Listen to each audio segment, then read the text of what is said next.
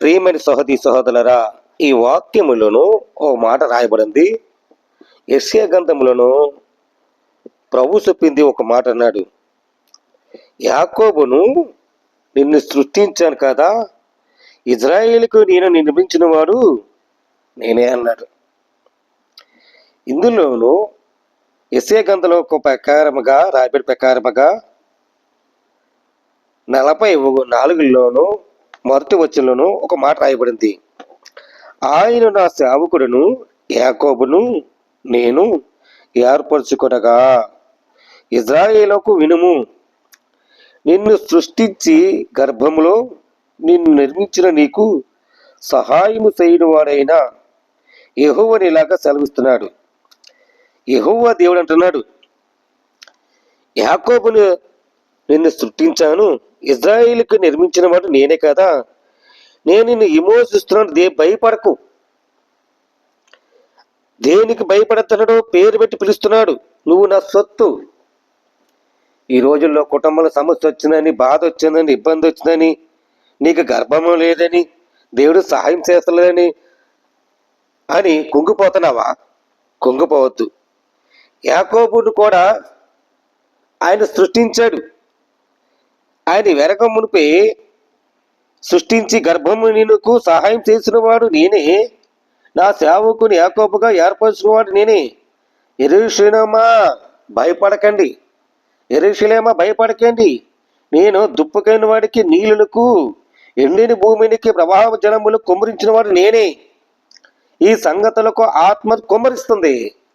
ప్రభు అంటున్నాడు. ఏమంటున్నాడండి? ఆత్మత కుమ్మరిస్తుందంట. పరిశుద్ధాత్మ దేవుడు నిన్ను ప్రేమిస్తున్నాడు. భయపడకు. ప్రేమతో పిలుస్తున్నాడు, పేరు పెట్టి పిలుస్తున్నాడు. ప్రేమతో నేను ఆయన దేవుడిని యెహోవాకు, నేను పరిశుద్ధ దేవుణ్ణి, నేను రక్షించిన వాడిని అంటున్నాడు. ప్రియమిత్రుడా, నీకు బదులుగా కూషులుగా శబానుకు ఇస్తాను కదా, అలాగే నేను నీ దృష్టికి ప్రియుడైనందున గణనైనందున నేను నిన్ను ప్రేమిస్తున్నాను. ఎలా ప్రేమిస్తున్నానండి? ఒక ప్రియుడిగా గణుడికైక నేను ప్రేమిస్తున్నాడు. ఆయనని ప్రేమిస్తే కనుక ప్రతి మనుషులు నీకు అప్పగిస్తున్నా. ప్రియమిత్రులారా, సహోదరులారా, దేవుడు సెలవిస్తున్నాడు. ఆయన నిన్ను ఎంతగానో ప్రేమిస్తాడంటే, ఏర్పాటు చేసుకుని యాకోబు ఎలాగ ఏర్పరిచాడో దానికంటే ఎక్కువగా నేను ఏర్పాటు చేసుకుని నిన్ను సృష్టించే గర్భమే నీకు సహాయం చేసిన నేనే అన్నాడు. మీరే నాకు సాక్షులు అవుతారు కనుక నేను తప్ప వేరొక దేవుడు ఉన్నాడా? ప్రభు మాట్లాడుతున్నాడు. నేను తప్ప ఆశ్రయదుర్గమని నేను ఉన్నట్లుగా నేను వెరుగుతాను. నీ విగ్రహాలను నిర్మించిన వాడకు మాయ వంటి వాడికి నా దృష్టికి విగ్రహాలకి నిష్ప్రయోజకాలు. ఏ దృష్టి అయినా విగ్రహాలకు ప్రభు దృష్టికి అవి నిష్ప్రయోజకాలు. అవి మాట్లాడం. దేవుడు, మన దేవుడు, ఇజ్రాయేల్ దేవుడు మాట్లాడతాడు. ఆయన యెరూషలేమా భయపడకో అని అంటున్నాడు. ఆత్మ కుమ్మరిస్తుంది. నేను పుట్టిన వారికి నేను ఆయన ఆశీర్వదిస్తానంట, ఆశీర్వదిస్తాను అన్నాడు. ప్రియమిత్రులారా, మన దేవుడు మంచి దేవుడు.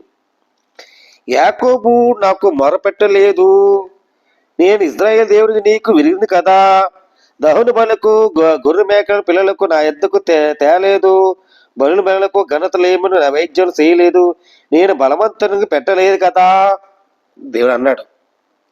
యాకోబు భయపడ్డాడు. దేవుడు మాట్లాడుతున్నాడు, ఇజ్రాయేల్కి నేను దహన పిల్లలకి వాటికి మొరపెట్టలేదు, నేను బలులుగా కనపరచలేదు, నైవేద్యం చేయవలేదని నేను బలవంతంగా పెట్టలేదు కదా, ధూపము వెయ్యమని నేను నాకు ఇమిసించలే కదా. చేశాడా? లేదు. దేవుడు ఏర్పాటు చేసుకున్నాడు. యాకోబుని ఏర్పాటు చేసుకుని, ఇజ్రాయేలు వినుము, ప్రజలారా నా మాట విన్నారా? పరిశుద్ధ దేవుడి లేఖంలో రాయబడింది. ఆయన దేనికైనా బహు ప్రియుడు. దేనికండి? బహు ప్రియుడిగా నిన్ను ప్రేమిస్తున్నాడు. యెహోవాని నేనే, మీకు పరిశుద్ధ దేవుని, ఇశ్రాయేలుకు సృష్టికర్త నేనే, మీకు రాజులకు సముద్రంలో త్రోవలు కలుగజేసిన వాడు నేనే కదా. మోషే దగ్గరగా మరి సముద్రము 2 పాయలు మరి రహదారి తీయలేదా? అక్కడ ఏర్పాటు చేయలేదా? ఏర్పాటు చేశాడు. ప్రమాదం ఉంది, రక్షించాలి. మోసే ఏం చేశాడు? దేవునికి మొరపెట్టాడు. ప్రభువా ఏం చేయాలి, ప్రజలు ఏం చేయాలి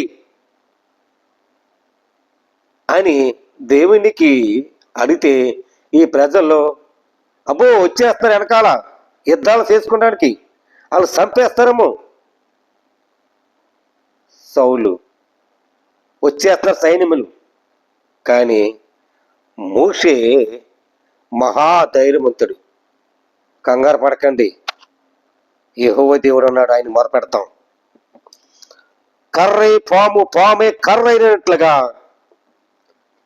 ఈ ప్రజలు రక్షించమని ఆ సముద్రం ఒడ్డుకెళ్ళి ప్రార్థించగా సముద్రం, ఎర్ర సముద్రం 2 పాయలకు చేస్తాడు. దేవుడికి స్తోత్రం.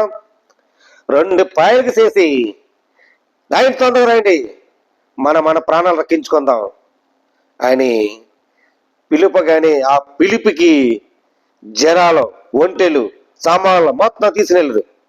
కానీ ఏదోలాగా ఇలా మరి సముద్ర దాటకలా బంధించాలని వీళ్ళందరూ సైనికులందరూ వచ్చేస్తుంటే ఆ సముద్రంలోనే అక్కడే కొట్టుకుపోయారు వెనకాలన్న.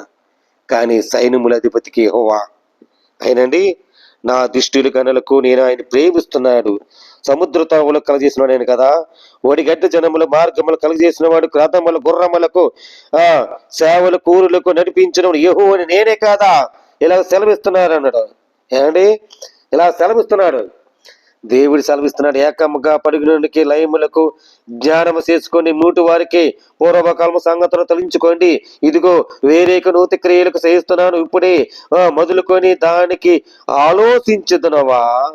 నేను అరణ్యములో త్రోవలు కలిగేసిన వాడు నేనే, ఎడార నదులకు మరి పారదీసిన వాడు నేను, ఏర్పరిచిన వాడు, ప్రజలకు తాగుటకు అరణ్యములకు పుట్టించిన వాడు నేనే కాదా. అప్పుడు సూటిగా మాట్లాడాడు దేవుడు, మాట్లాడాడు. మోషే అయితే ఏ ఏర్పాటు చేస్తున్నాడో మోషే అదే ప్రకారముగా ఈ వాక్యములు అయిపోయింది. యెషయా గ్రంథము రాయబడి ప్రకారముగా మరి యాకోబుకుని ఎలా మొరపెట్టాడో, ఇజ్రాయెల్ గూర్చికి నువ్వు విడిసింది కదా. కానీ దేవుడు ఏర్పాటు చేసుకున్న ఏ సంగతులైనా దేవుడు మనం ఏర్పాటు చేసుకున్నాడు, ఈ విషయం మనం అందరూ తెలుసుకోవాలి. ప్రియమిట్లరా, సహోదరా, దేవుడు ఆశ్చర్యకరకాలుడు, తన ఇష్టకమైన వాడికంట ఆయన్ని ప్రేమిస్తానంట. ఎంత ఇష్టంగా ఉంటున్నావు, దానికంటే ఇష్టంగా నిన్ను అధిక మేలుగా ప్రేమిస్తున్నాడు, అధిక మేలుగా ఆయన అంగీకరిస్తున్నాడు, ఇష్టలుగా ప్రేమిస్తున్నాడు.